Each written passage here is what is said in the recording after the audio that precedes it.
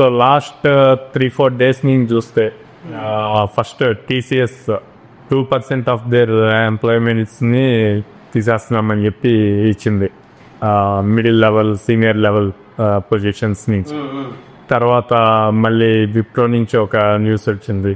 So ఇంత మీద discussion జరుగుతున్న టైంలో క్యాప్జెమ్ని వచ్చి మేము 40,000-45,000 మెంబర్స్ని హైర్ చేస్తున్నాం కానీ లేటెస్ట్ న్యూస్ జమ్మూకుడు వీల్స్ కొట్టడానికి టైం వచ్చింది. బట్ ఇక్కడ మీరు అబ్జర్వ్ చేస్తే అండి, ఏ కంపెనీ కూడా ఫ్రెషర్స్ గురించి మాట్లాడరు.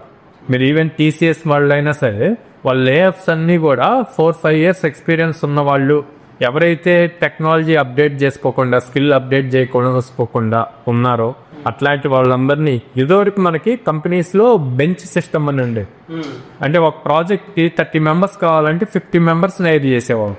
ఒకవేళ ఎవరైనా మధ్యలో డ్రాప్ అయినా వీళ్ళు బ్యాకప్ కింద పడతారు, వీళ్ళు కూడా అప్ స్కిల్ అవుతూ ఉంటారు అన్న పాయింట్లో ఉండే.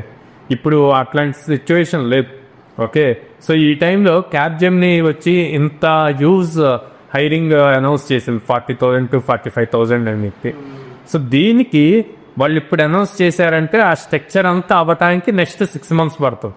సో ఇప్పుడు మనం జూలైలో ఉన్నాం, ఆగస్ట్ వచ్చి, సో ఆగస్ట్ నుంచి మళ్ళీ డిసెంబర్ జనవరి వరకు ఈ హైరింగ్ ప్రాసెస్ అన్నది జరుగుతూ ఉంటుంది.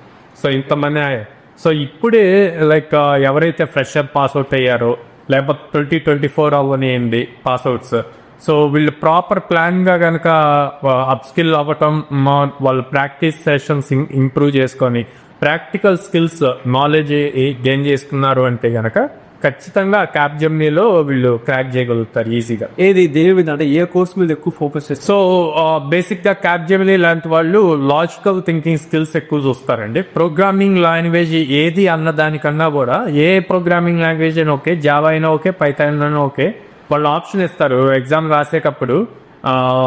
మీరు జావాలో రాస్తారా పైథాన్లో రాస్తారా అన్న ఆప్షన్ ఇస్తారు. దానికన్నా కూడా లాజికల్గా ఎలా రాస్తారు, ఎంత తక్కువ టైంలో ఎగ్జిక్యూషన్ అవుతుంది రాసిన కోడ్ అన్నది చెక్ చేస్తారు.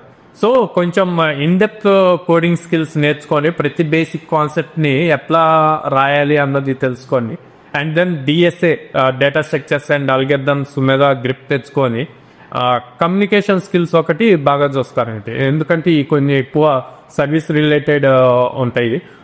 సో క్లయింట్తో ఎక్కువ ఇంటరాక్షన్స్ జరుగుతూ ఉండాలి, అందుకని కమ్యూనికేషన్ స్కిల్స్ ఒకటి బాగా చూస్తారనమాట. సో స్కిల్ నాలెడ్జ్ ఏ టెక్నాలజీ అన్నది కాకుండా నేర్చుకున్న టెక్నాలజీ ఇన్డెప్త్ నేర్చుకొని డేటా స్ట్రక్చర్స్ అండ్ అల్గరిథమ్స్లో స్ట్రాంగ్గా ఉండి కమ్యూనికేషన్ స్కిల్స్ బాగుంటే కనుక ఈజీగా క్రాక్ చేయగలుగుతారు.